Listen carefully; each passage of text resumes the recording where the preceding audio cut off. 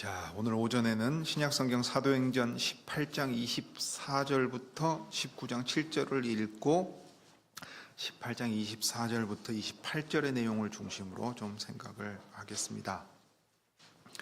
사도행전 18장 24절부터 19장 7절까지 제가 세번역 본문으로 읽고 18장 19절부터 28절까지 내용을 생각을 하겠습니다.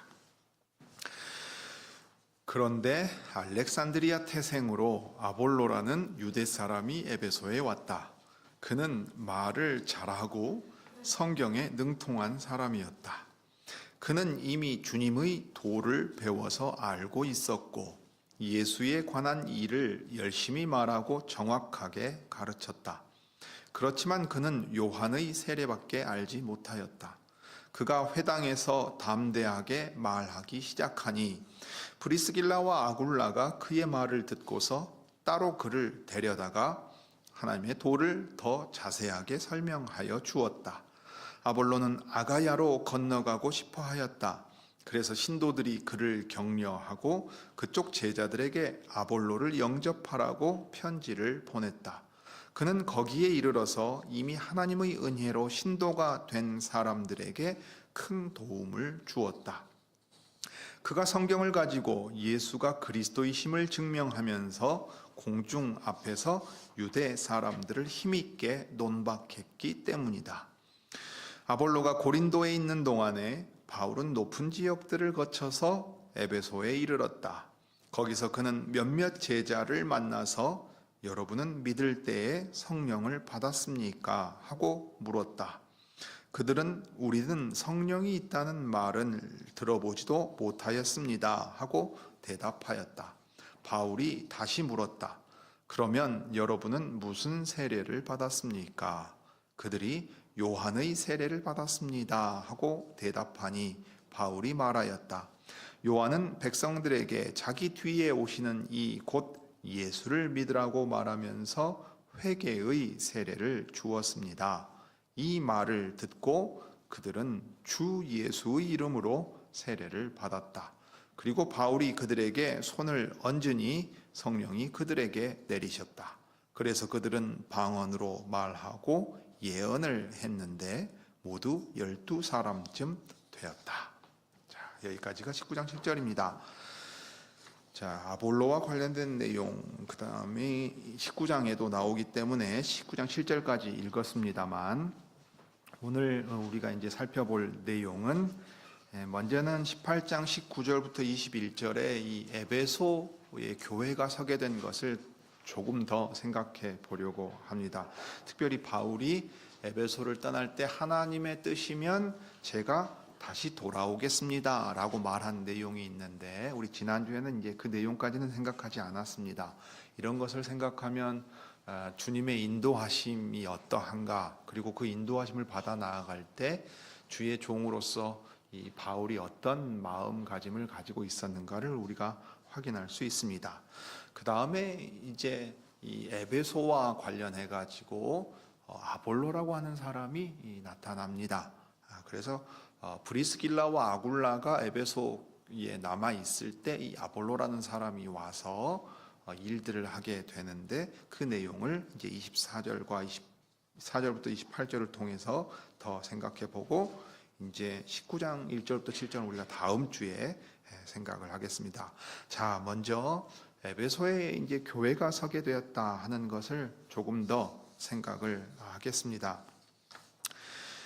우리가 지난주에 보았듯이 바울이 이제 예루살렘으로 가려고 할 때 그 고린도를 떠나서 그 에베소에 들릅니다. 그리고 에베소에 들러서 말씀을 전했는데, 그때 사람들이 관심을 가지고서 바울에게 나아왔고 바울에게 좀 더 오래 머무르면서 말씀을 전해줄 것을 요청했습니다. 그때 바울은 자신의 목적지가 정해져 있고 기한이 있기 때문에 에베소에 더 머물러 달라는 요청에 응하지 않고 거절하면서 이제 떠났습니다. 그리고 예루살렘으로 가기 위해서 그 그 해안가의 가이사랴 항구에 도착해서 예루살렘에 갔다가 이 시리아의 안디옥으로 돌아간 것, 이것이 제2차 선교 여행의 마지막인 것을 우리가 보았습니다. 왜 그렇게 했느냐 하면 나실 사람으로서의 이 서약한 것을 온전히 마치기 위해서였다 하고 말씀을 드렸습니다. 이것을 통해서 사도 바울은 제2차 선교 여행이 뜻하지 않게 지금 19장에 나온 것처럼 북쪽을 다녔다 하는데 원래 바울이 그쪽을 가려고 그랬거든요. 근데 거기도 막혔어요. 에베소 쪽으로 가려고 할 때도 막혔어요.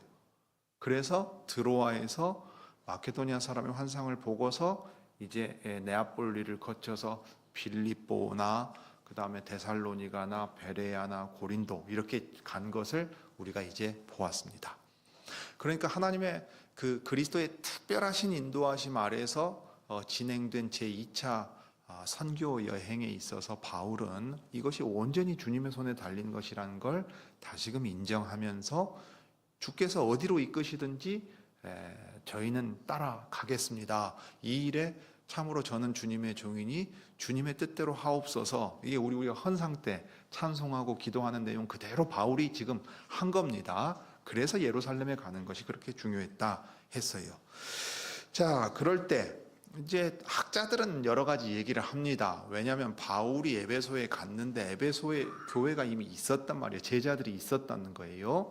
그러면 바울의 선교의 전략대로라고 치면 남들이 털을 닦아둔 데 가서는 자신이 사역하지 않는다 하는 것을 분명한 이제 자기의 입장으로 했어요. 이게 로마서에 보면 나옵니다. 그런데 에베소에서 제일 오랜 시간 동안 머물러요. 그래서 제3차 선교 여행의 중심은 이 에베소에 있었습니다. 그러면은 에베소 교회는 바울을 통해 선 건가 아니면 누군가가 가서 세운 건가 하는 이제 이야기들을 학자는 합니다만은 오늘 우리가 누가가 짧게 기록하고 지나간 것 가운데서 놓치지 말아야 될 내용들을 이제 살펴보려는 겁니다. 자, 18장에 보면 이제 19절부터 21절에 그 내용이 나오는 겁니다. 자, 에베소에 이르렀다 하고 바울은 그 두 사람을 떼어놓고, 즉 브리스길라와 아굴라를 떼어놓고 자기 혼자 회당에 들어가서 유대 사람과 토론했다라고 말합니다. 여기서 보면 이제 브리스길라와 아굴라는 이전에 바나바와 같은 그런 사역자의 입장을 가지지는 않은 것으로 보입니다. 그러니까 회당에 가서 권면할 말, 은혜로운 말씀이 있으면 해달라 할 때 마치 오늘날의 목사가 설교자로 서는 것처럼 말씀 사역자로서의 역할을 하는 것은 바울이 한 것으로 분명하게 보입니다. 그래서 유대 사람과 토론했다 했는데 이제 논박하는 겁니다. 예수께서 구약 성경이 얘기한 바로 그 메시아다 하는 것을 이제 전한 겁니다. 그래서 그 말씀을 들은 사람들이 있었습니다. 그리고 그들이 바울에게 좀 더 오래 머물러 달라고 청했습니다. 그래서 이제 바울이 거절하고 작별 인사를 하고서 배를 타고 에베소를 떠났다 그랬어요. 이 누가가 이제 사용한 단어에 조금 주목하게 되는데요. 여기 머물러 달라고 했다는 말. 그래서 머무른다라는 말은요. 같은 동질적인 특성을 지닌 집단 안에서 이제 함께 하는 거예요. 단어 자체가 그걸 뜻하는 건 아니지만 사도행전에서 특히 여기 머무른다라는 말은 그냥 유대인 회당에 계속 간다는 말이 아닙니다. 그러니까 사도 바울이 안식일에 유대인 회당에 가서 유대인들과 논쟁함으로써 예수께서 구약 성경이 예언한 메시아시다 하는 것을 힘있게 전하니까 그 말씀을 듣고 그것을 받아들이는 사람들이 생긴 거예요.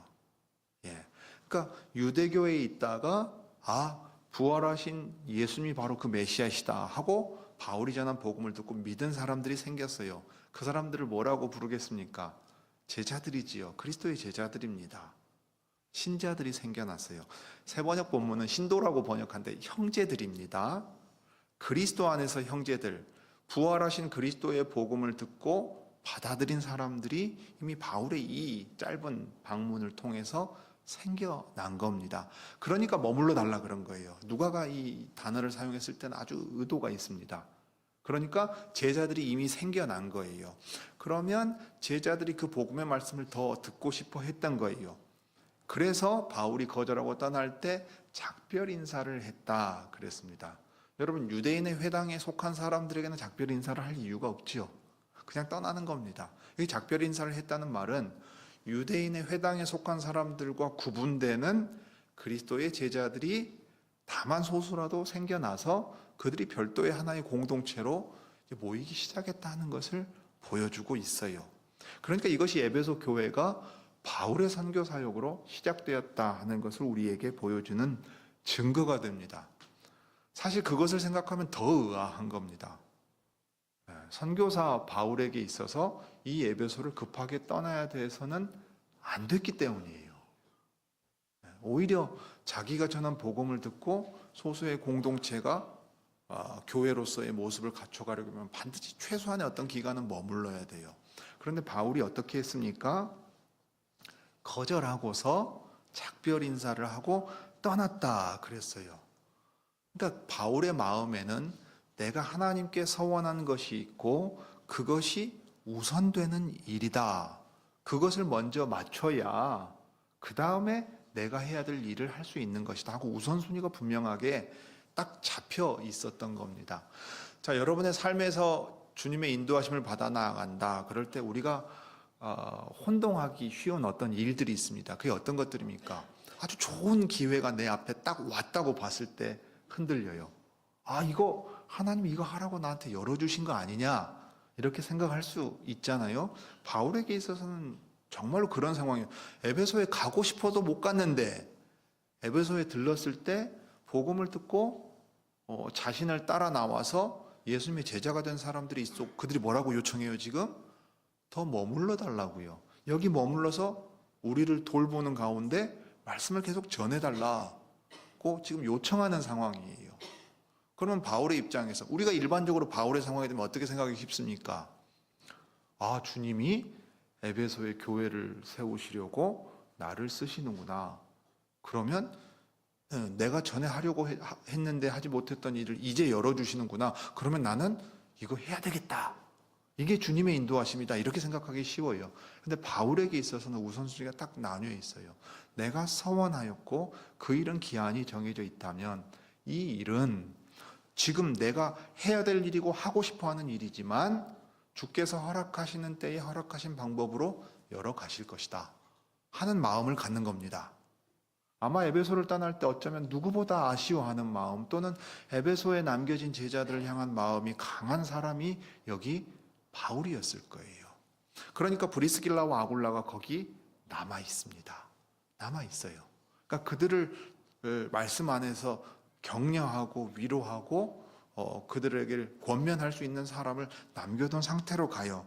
자, 그래서 바울은 분명하게 이 우선순위를 정하고서 자기에게 어떤 기회가 왔다고 그것이 다 주님의 인도하심이라고 생각하지 않는 것을 봅니다.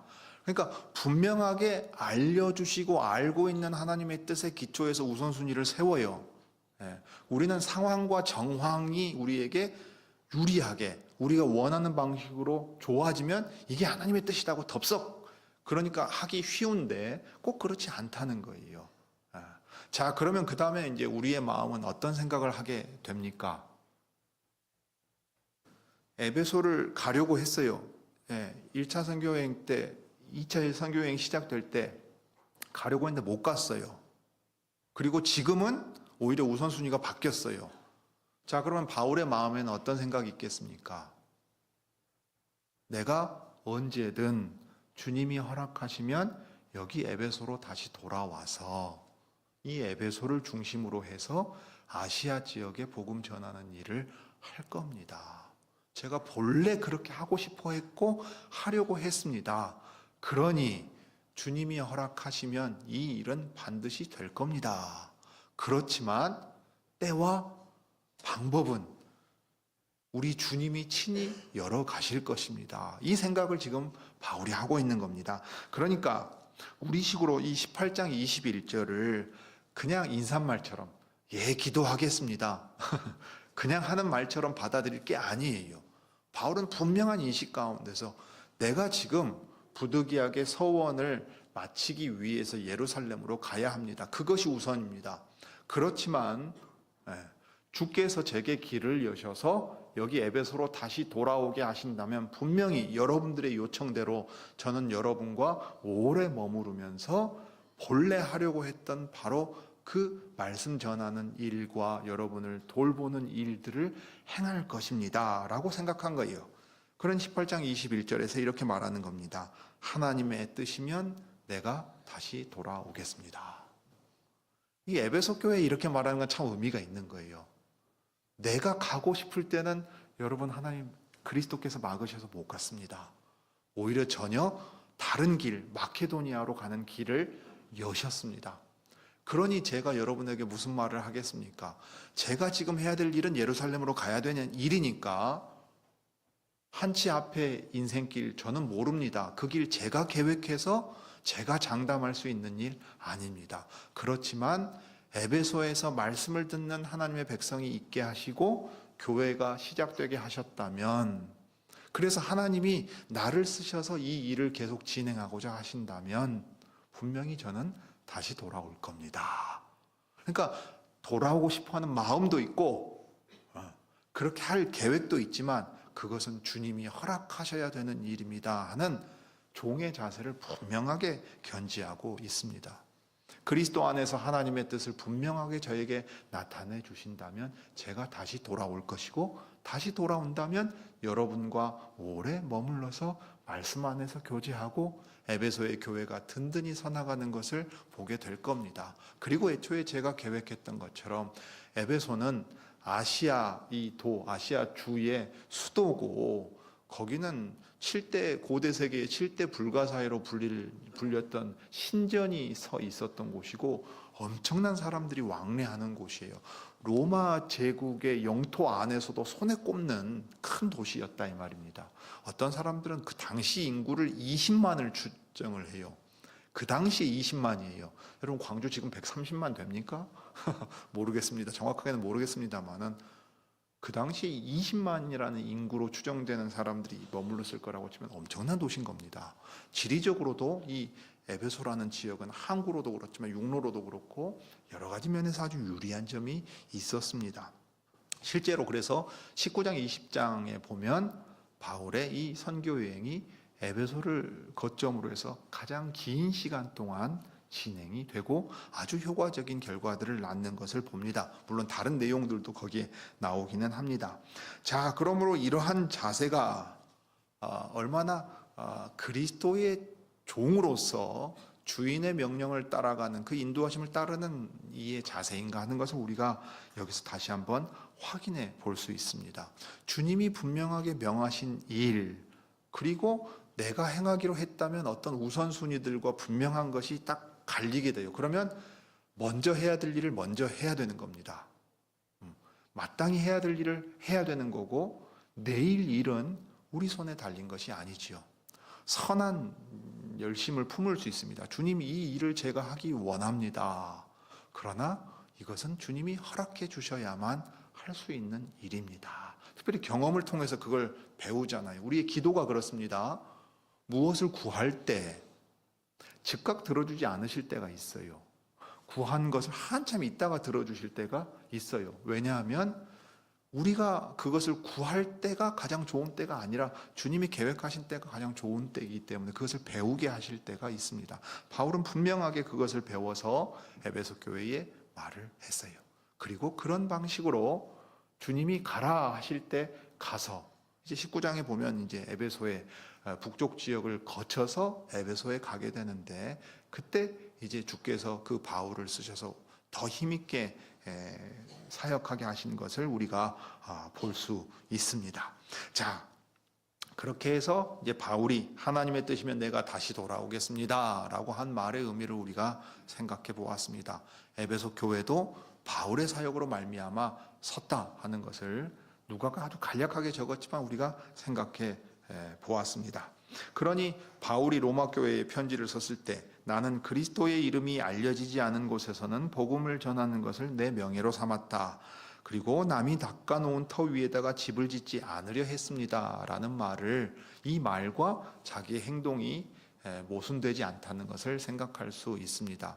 실제로 로마는 바울이 선교해서 선교회가 아닙니다. 아마도 이제 베드로가 그곳을 돌보았을 것이라고들 얘기해요. 그러니까 여러분, 이 로마의 주교좌가 있잖아요. 주교좌가 있습니다. 이 주교좌가 있는 곳이 캐세드랄입니다. 그러니까 이게 이제 성당이라고 부르는 이 캐시드럴이라는 말이 그 말이에요. 그래서 교황 무호설 말할 때 엑스 캐세드라라고 라틴어에서 말합니다. 주교좌에서 나오는 것은 오류가 없다는 거예요. 근데 이 주교가 어디의 주교냐면 로마의 주교입니다. 그러니까 초대 주교를 누구로 쓰냐면 베드로로 봐요. 베드로가 먼저 로마에서 순교하고 바울이 나중에 순교하는데, 그러니까 로마는 베드로가 목양했던 곳이라 해서 지금도 이제 이 로마 교회의 교황들이 그렇게 베드로의 열쇠를 이어받아서, 그리스도의 열쇠를 베드로가 받고 베드로가 계속 넘겨줬다고 보는 겁니다. 여하튼 이제 그렇게 보는 건데, 바울의 입장에서는 로마는 자신이 닦아놓은 터가 아니에요. 그러니 로마 사람들에게 복음을 다시 전해주고자 하는 열망은 있었지만 아주 조심스럽게 접근하는 걸 봐요. 그렇지만 에베소 교회는 달랐습니다. 바울의 복음 사역을 통해서 처음에 모인 제자들이 있었고, 주께서 허락하신 가운데 다시 돌아갈 수 있는 길이 열려서 제3차 선교여행 때 이제 에베소를 중심으로 이야기가 펼쳐져 갑니다. 이제 앞으로 계속 그 내용을 볼 겁니다. 자, 그 다음에 이제 조금 특이한 단락이 하나가 나옵니다. 24절부터 28절인데, 사실 여러분 잘 보면 사도행전에 우리가 앞에 이제 8장까지가 예루살렘의 교회가 서는 이야기고, 9장에 이제 사울이 언급되고 바나바와 이 사울, 바나바와 바울 이야기들이 나옵니다. 1차 선교여행 나오고 예루살렘 회의 나오고 그다음에 2차 선교여행 시작됩니다. 그러니까 거기 사도행전에서 이 초반을 지나서 중반부 이후에는 다 주인공이 바울이에요. 그런데 바울이 안 나오는 단락이 여기 지금 나오는 겁니다. 24절부터 28절. 왜 그래요? 바울이 지금 에베소를 떠나서 자리를 비웠기 때문에 그래요. 그리고 여기에 이제 한 중요한 사람의 이야기가 등장을 합니다. 그 사람이 바로 아볼로입니다. 바울이 떠난 뒤에 에베소에 이제 온 사람이지요. 24절에 보면 여기 아볼로가 어떤 사람인가를 좀 길게 설명을 해 두었습니다. 이 사람이 중요하다는 얘기이기도 해요. 자, 그 사람이 어디서 태어났느냐 할 때 알렉산드리아에서 태어난 사람이다. 그 사람 고향이 알렉산드리아다 했어요. 이 알렉산드리아는 아주 중요한 도시입니다. 여러분 세계 역사를 읽어보면 알렉산드리아는 무엇으로 유명합니까? 혹시 기억하시는 분이 있습니까? 도서관이요. 박물관도 유명하지만 도서관도 유명합니다. 인류의 모든 지식을 망라하기 위해서 알렉산드리아에 엄청난 도서관이 있다고 얘기를 합니다. 화재로 다 소실됐다고 얘기를 하죠. 고대 세계에서 아주 유명한 도시였습니다. 이집트 지역에 있었습니다. 알렉산드리아는. 그래서 그러니까 이제 그 도서관으로 유명하고 박물관으로 유명할 정도였으니까 세상의 모든 지식을 거기에다 모아두려고 했던 곳이에요. 여러분 70인경이 번역된 곳도 이곳일 거라고 생각을 합니다. 그러니까 이 알렉산드리아는 지식의 중심 이렇게 말해도 좋을 것 같아요. 그렇게 본다고 치면 이 알렉산드리아 태생이라 하는 말 자체가 이 아볼로를 이해하는데 아주 도움을 주는 어떤 단서가 있습니다. 그런데 이 아볼로는 민족적으로 보자면 유대 사람입니다. 그러니까 지식으로 유명했던 이 알렉산드리아 태생이니까 기본적으로 이 알렉산드리아와 이 아볼로라는 사람의 연관관계가 있을 거라고 생각을 해요. 그런데 그를 소개할 때 누가가 이렇게 말을 했습니다. 그는 말을 잘하고 성경에 능통한 사람이었다. 여기 말을 잘한다 하는 말은 두 가지 의미를 다 담고 있는데요. 첫째는 수사학적으로 훈련이 잘 돼 있어서 아주 효과적으로 연설이나 말하는 법을 아는 사람이에요. 달변가고 웅변가입니다. 말을 통해서 자신이 전하고자 하는 내용을 아주 효과적으로 잘 전달할 수 있는 사람이에요. 그 다음에 이 단어 자체에 또 다른 뜻이 있는데 박식하다는 뜻이 있습니다. 박식하면서 말도 잘해요. 사실 상당히 뛰어난 거거든요. 여러분 대학에서 수업을 받아보면요, 엄청 유명한 학자인데 강의 진짜 못한 사람이 있습니다. 엄청 뛰어난 학자인데 강의도 잘하는 사람은 진짜 드물거든요. 많지 않아요. 공부도 많이 했는데 말도 잘합니다. 그러니까 이게 뛰어난 자질이 있는 사람인 거예요. 그런데 그 사람이 어디에 능통한 사람이냐면, 어디에 정확하고 능통한 사람이냐면 성경, 여기서 말하는 성경은 구약 성경입니다. 우리가 가지고 있는 구약 성경이에요. 이 구약 성경에 능통했단 말은 그 내용을 잘 알고, 더 나아가서 25절이 보여주는 것처럼 이미 주님의 도를 배워서 알고 있었고 예수에 관한 일을 열심히 말하고 정확하게 가르쳤다 그랬습니다. 사실 정확하다고 번역할 수 있는 단어가 2번 반복돼요.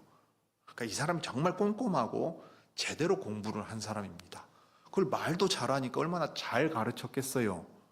많이 배우고 성경을 잘 알고 구약 성경이 예언한 메시아 그리스도가 바로 이 예수시다 하는 것을 성경을 가지고서 쭉 풀어가지고서 이론적으로 연결시킬 수 있을 뿐만 아니라 그걸 말로도 잘 가르칠 수 있던 사람이었어요. 그래서 여기 열심히 말했다 하는 말은 개인적인 특성으로 번역하고 해석하자면 열심히 말한 거고, 다르게 본다면 성신 안에서 이 일을 행했다고도 볼 수 있어요.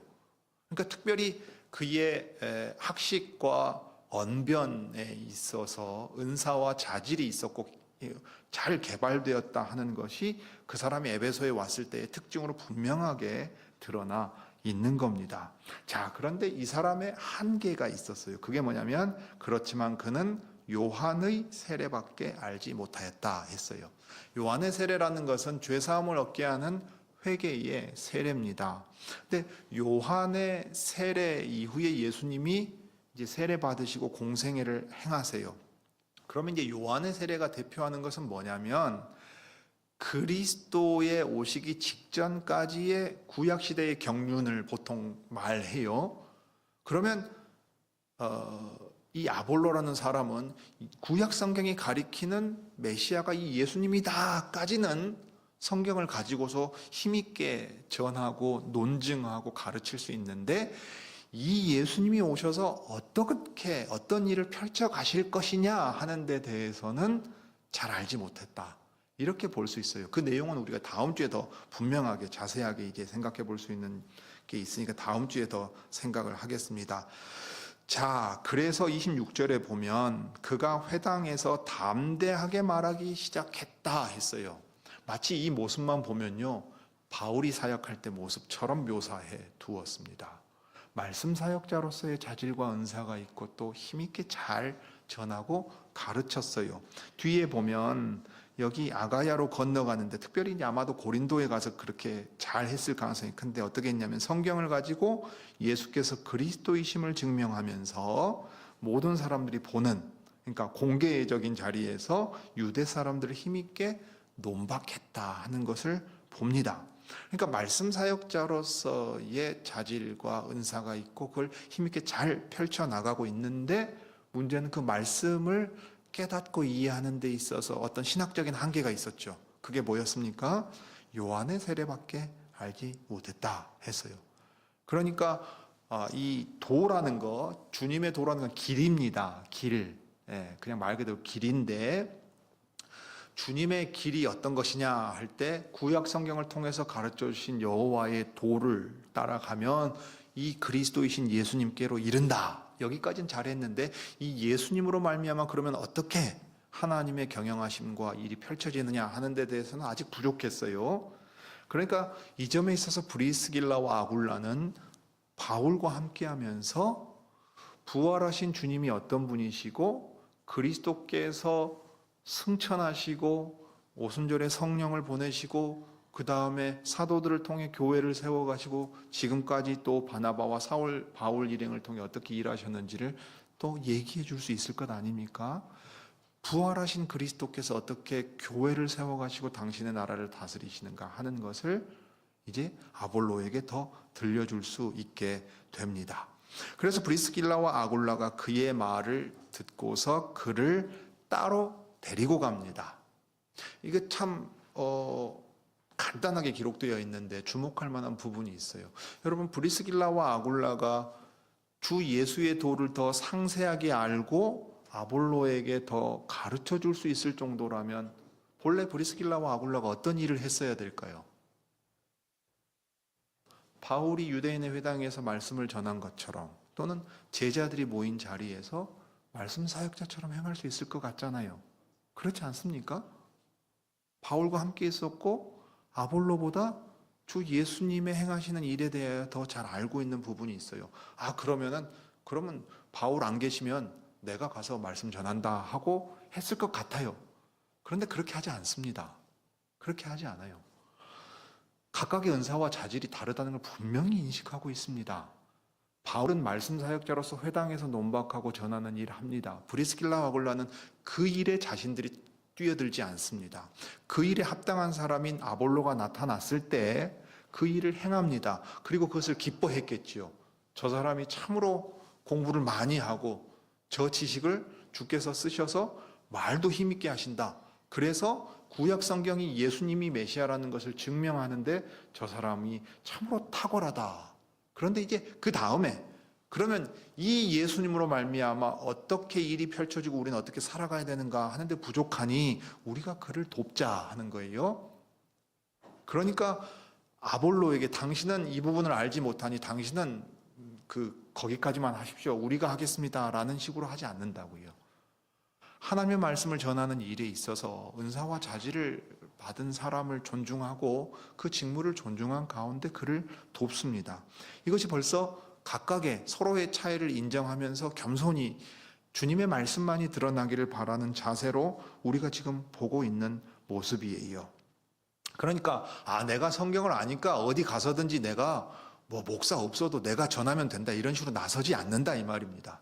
하나님의 말씀을 전하는 무게와 그 일에 필요한 일들을 잘 생각하고 있는 모습을 간단하지만 오늘 브리스길라와 아굴라의 모습 가운데서 우리가 볼 수 있습니다. 그래서 이 도를 더 자세하게 설명해 주었다 했어요. 잘못 알고 있는 게 아니지요. 특별히 예수님 당대에는 이 일에 있어서 부족함이 있을 수 있어요. 특별히 아볼로가 유대 지역에 있었다거나 또는 안디옥 교회에 왔다거나 그게 아니니까 그 사람은 구약 성경에 대한 지식을 가지고서 주 예수님으로 말미암아 회개의 세례를 받아야 된다는 것까지밖에 모를 수 있는 겁니다. 그럴 때 필요한 건 뭐냐? 그것으로 충분한 게 아니라 이제 이 예수님으로 말미암아 하나님의 일이 어떻게 펼쳐져 가는가 그걸 알고 그걸 바르게 전해야 되는 때였다 하는 것을 보게 됩니다. 자, 그래서 이제 브리스길라와 아굴라는 분명히 이 아볼로라고 하는 말씀 사역자로서 자질이 있는 사람을 존중하고 인정해 주는 가운데 선교 사역에 협력합니다. 27절에 나오는 모습이 그 모습입니다. 아볼로는 아가야로 건너가고 싶어 했습니다. 자, 백길로 고린도에서 에베소로 올 수 있었으니까 물론 에베소에서 드로아로 가서 네아폴리와 빌립보를 거쳐 바울이 갔던 육지 경로로 갈 수 있겠지만 배로 이동할 수도 있지 않겠어요? 그러면 아가야는 저 밑에 지역이니까 이 아가야 지역의 수도가 어디라고 여러분 우리가 저번에 봤습니까? 고린도입니다. 고린도. 그러니까 배 타고 아가야 지역으로 가는 거예요. 마케도니아 북쪽이 아니라 남쪽 아가야 주로 가려고 하는 건데 그러면 그 수도가 고린도니까 목적지가 고린도였을 가능성이 커요. 바울이 고린도에서 에베소로 간 것처럼 에베소에서 고린도로 배편으로 가는 겁니다. 그러면 이제 고린도에 이미 교회가 서 있었어요. 제자들이 모여 있으니까 형제들이 그곳에 교회를 이루고 있었다는 말입니다. 그리고 브리스길라와 아굴라가 거기서 같이 떠나왔잖아요. 그죠? 그러니까 연락이 계속 되고 있었을 거예요. 그러니 아볼로는 아가야로 건너가고 싶어 했어요. 주님의 말씀을, 그러니까 예수께서 메시아이시다 하는 것을 자기를 써서 증거하게 해 주시기를 바라는 마음이었고, 교회가 이 사람이 이러한 일에 자질과 은사가 있는 것을 확인하고서 그 일을 기꺼이 추진을 합니다. 그래서 신도들이, 이게 세 번역은 신도들이라는데 형제들이에요. 형제들이 그를 격려하고. 자, 이제 우리가 말씀 사역자를 세울 때 이제 이런 과정을 거치는 겁니다. 아, 이 사람이 성경을 잘 깨달아요.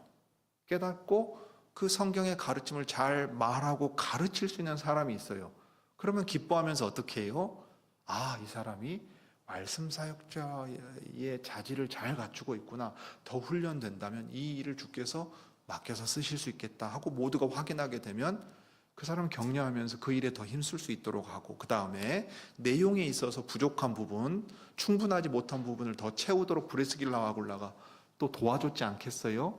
그래서 형제들이 그를 격려했습니다. 아, 그 참 선한 마음이다. 마침 바울 선생과 브리스길라 아굴라가 고린도를 떠나서 여기 에베소에 왔는데, 에베소에 왔지만 그 고린도 교회나 데살로니가 교회나 베레아 교회나 빌립보 교회나 항상 우리의 마음 안에 남아있다. 그런데 말씀으로 당신이 그곳에 건너가서 그 사람들에게 더 가르치고 은혜를 끼칠 수 있다면 이 얼마나 기쁜 일이냐 하고 생각을 했어요. 그래서 그쪽 제자들에게 아볼로를 영접하라고 편지를 보냅니다. 아마도 브리스길라와 아굴라가 이 추천 편지를 썼겠지요. 자, 잘 보세요. 그쪽 제자들이라는 말을 썼습니다. 그러니까 아가야에 있는 고린도 교회에 제자들이 있었다 하고 지금 보여주는 것이고, 암묵적으로는 에베소에도 제자들이 이미 모여서 있었다는 것을 보여줍니다. 그래서 이제 아볼로가 추천장을 받고서 아가야 지역, 특별히 고린도로 간 것으로 보여요. 왜냐하면 고린도 교회에 보낸 편지를 보면 그 흔적이 많이 나옵니다. 안 좋은 형태로 남아 있었죠. 뭐 어떤 모습을 우리가 고린도 교회에서 볼 수 있습니까? 자, 이 아볼로라는 사람이 많이 공부를 많이 했어요. 지식이 많습니다. 말도 잘하고 잘 가르치고 정확합니다.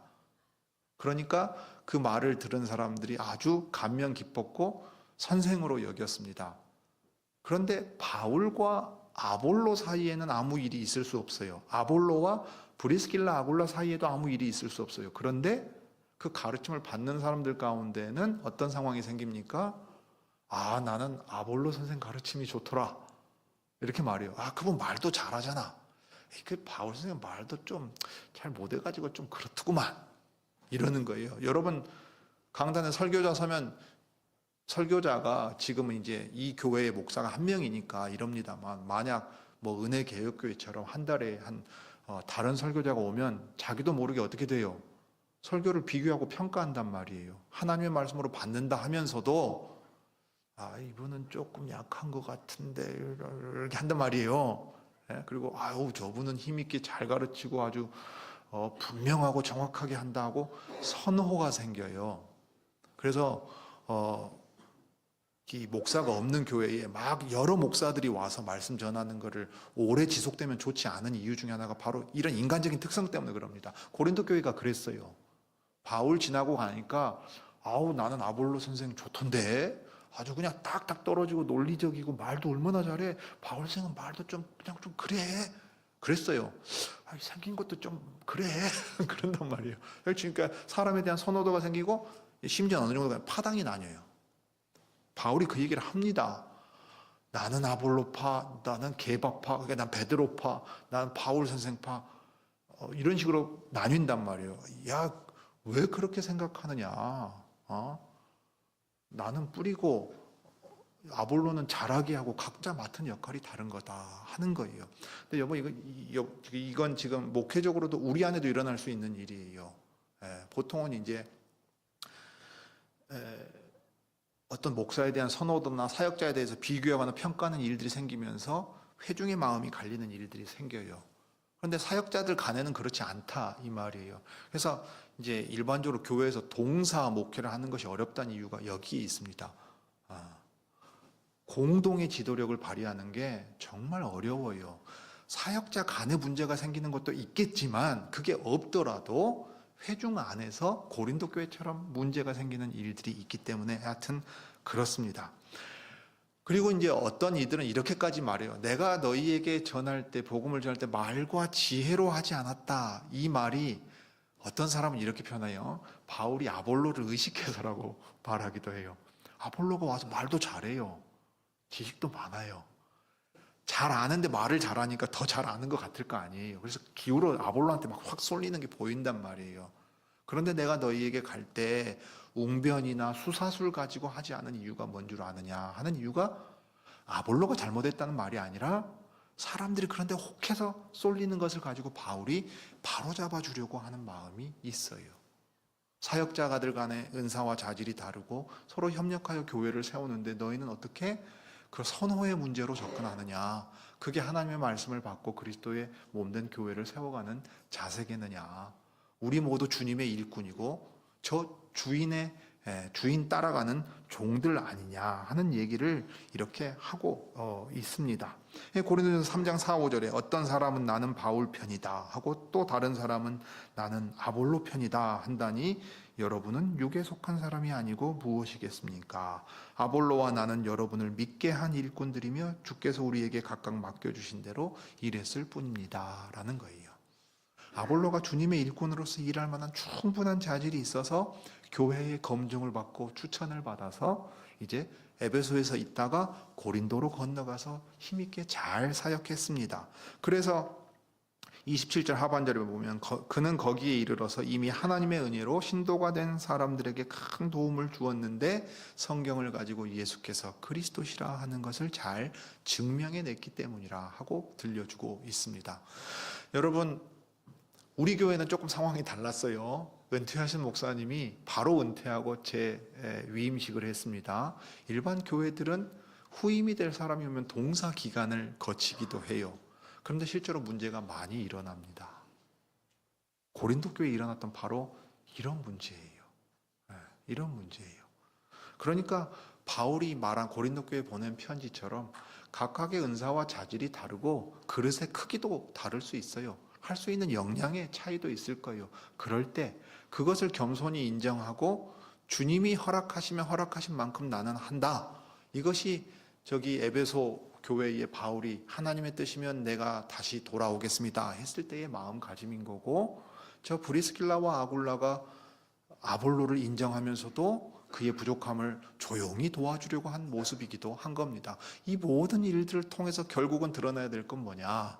교회의 주인이신 그리스도가 우리의 주님이시라는 사실입니다. 우리 모두가 종들인데 지체라는 말로 한 것처럼 어떤 사람은 손가락 역할을 하고 어떤 사람은 발가락 역할을 해요. 어떤 사람은 돌봐줘야 되고 어떤 사람은 남을 돕는 역할도 할 수 있어요. 그러니 서로를 인정하고 서로가 할 수 있는 일들을 힘있게 해나가는 가운데 결국은 주님 안에서 서로 자라가서 교회로 든든히 서가는 것이 참으로 주님이 주시는 복을 누리고 은혜 아래 거하는 모습일 것입니다. 오늘은 주님의 인도하심을 받아가는 모습 이 정도로 보고 다음 주에 이제 에베소 교회에 바울이 얘기한 내용을 더 살펴보겠습니다. 기도하시지요. 사랑과 은혜가 풍성하신 하나님 우리 아버지, 참으로 바울이 예기치 않게 저 마케도니아와 아가야 지역으로 건너갔을 때 참으로 서구 세계가 복음을 받아들일 수 있는 길을 여시고 그를 이제 인도하셔서 다시 에베소에 돌아가게 하기 전까지 알렉산드리아 태생의 박식하고 말 잘하는 선생 아볼로가 에베소에 이르러 그의 은사와 자질을 교회가 확인하고 그가 더욱 힘있게 사역할 수 있도록 브리스길라와 아굴라가 도운 모습을 보았습니다. 참으로 주님의 교회는 주님이 친히 다스리시는 교회여서 누군가 지도자 역할을 했을 사람이 부재한 상황 가운데에도 필요한 일들을 맡아 행할 수 있도록 사람들을 세워주십니다. 그것이 서로 경쟁하는 관계가 아니라 협력함으로써 주님의 몸을 서로 세워가게 하는 것임을 저희들이 봅니다. 그럼에도 불구하고 바울이 고린도 교회에 보낸 편지에서 보듯이 저희는 항상 저희의 생각대로 사람들을 가리고 평가하고 나누는 가운데 주님 앞에 책망받을 만큼 육에 속한 모습을 드러낼 때도 있습니다. 그러므로 주님 주신 것들을 귀히 여기고 겸손히 자기가 할 수 있는 만큼 행하되 서로를 존중하면서 그 은사와 자질을 받은 대로 그리스도의 몸의 지체로 이 몸을 세워가는데 주님 써 주시기를 구합니다. 주 예수님의 이름으로 기도드립니다.